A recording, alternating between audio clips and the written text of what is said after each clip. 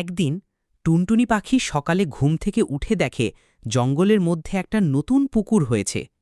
সে খুব খুশি হয়ে পানি খেতে গেল। হঠাৎ দেখে পুকুরের পাশে বসে আছে একটা কচ্ছপ।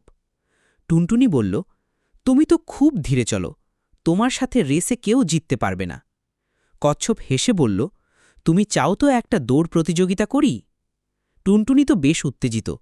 সে ভাবল, এই কচ্ছপকে হারাতে কতক্ষণই বা লাগবে। তারা রেসের আয়োজন করল, শেয়াল জাজ হল। সবাই জঙ্গলে জড়ো হলো দেখতে।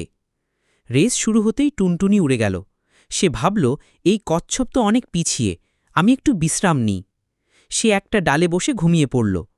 এদিকে কচ্ছপ ধীরে ধীরে, কিন্তু থামেনি একবারও। সে পৌঁছে গেল শেষ লাইনে।